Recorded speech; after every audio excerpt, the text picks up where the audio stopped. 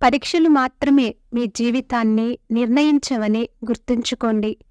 పరీక్షల్లో ఫెయిల్ అయినంత మాత్రాన జీవితమేమీ నాశనమైపోదు. ఇప్పటివరకు సక్సెస్ అయిన వారిలో ఎక్కువ మంది పరీక్షల్లో ఫెయిల్ అయిన వారే. ఈజీగా పాస్ అయితే దాని విలువ మీకు తెలియదు. ఫెయిల్ అయితేనే మీ ఆలోచన విధానం మారుతుంది.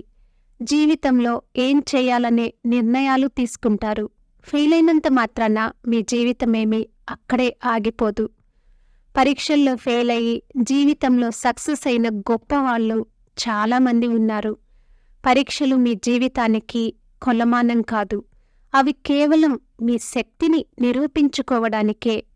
ఈసారి పరీక్షల్లో ఫెయిల్ అయితే మళ్ళీ రాసుకోవచ్చు. అదే ఆవేశపడి ఏదైనా తప్పుడు నిర్ణయాలు తీసుకుంటే జీవితం మళ్ళీ తిరిగి రాదు. మిమ్మల్ని కన్నవాళ్ల కడుపు కోతను ఎవరూ తీర్చలేరు. అందుకే తొందరపాటు నిర్ణయాలు అస్సలు తీసుకోకూడదు.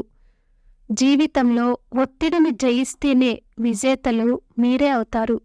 మీ చుట్టూ ఉన్న వాళ్లతో పోటీ పడాలి, కానీ ఆ పోటీ మాత్రమే మీ జీవితాన్ని నిర్ణయించదు.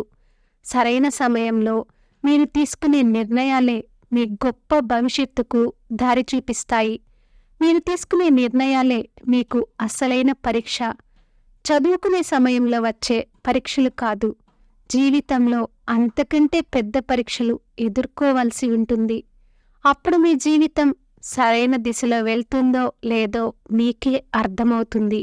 పరీక్షల్లో ఫెయిల్ అయినంత మాత్రాన మిమ్మల్ని మీరు తక్కువ చేసుకోకూడదు. ఇప్పుడున్న గొప్ప వాళ్ళల్లో చాలామంది వారు చదువుకునే సమయంలో పరీక్షల్లో ఫెయిల్ అయిన వారే.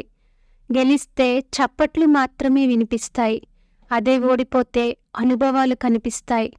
అందుకే ఫెయిల్ అయితే బాధపడకండి, ఏదో కోల్పోయామని అస్సలు బాధపడకండి. ఇవాళ కాకుంటే రేపైనా ఆ పరీక్షలో మీరు పాస్ అవుతారు. కానీ మీరు తప్పుడు నిర్ణయాలు తీసుకుంటే మళ్ళీ సరిదిద్దుకోలేరు. జీవితంలో చదువనేది ఖచ్చితంగా ఉండాలి. అయితే చదువుకునే సమయంలో పరీక్షల్లో ఫెయిల్ అవ్వడం అనేది సర్వసాధారణమని తెలుసుకోవాలి. జీవితాన్ని నిర్ణయించేది పరీక్షలు కాదు, మీ గెలుపును నిర్ణయించేది మీ ఆలోచనలే. మీరు జీవితంలో ఎదగాలంటే మీరు తీసుకునే నిర్ణయాలు గొప్పగా ఉండాలి. మీరే 10 మందికి ఉద్యోగం ఇచ్చే స్థాయిలో ఉంటారు. చిన్న చిన్న విషయాలకు ఆత్మహత్య ప్రయత్నాలు చేయకూడదు. మార్చిలో పరీక్ష పోతే మళ్ళీ రాసుకోవచ్చు. అదే ఒక్కసారి ఊపిరి తప్పిపోతే ఏ దేవుడు కూడా తిరిగి ఇవ్వలేడు. పరీక్షల్లో ఫెయిల్ అయ్యామనో, లవ్లో ఫెయిల్ అయ్యామనో ఆత్మహత్యల జోలికి వెళ్ళొద్దు. పరీక్షలు మళ్ళీ వస్తాయి, ప్రేమ మళ్ళీ పుడుతుంది. కానీ నీలాంటి వ్యక్తిని మీ తల్లిదండ్రులకు ఎవ్వరూ తెచ్చివ్వలేరు. మీ జీవితాన్ని నిర్ణయించేది పరీక్షలు కాదు. మీ విజయానికి పరీక్షలు కొలమానం కాదు.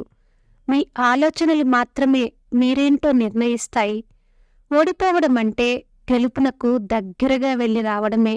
మళ్ళీ ప్రయత్నించు. Thank you for watching. For more interesting videos, please like and subscribe our channel.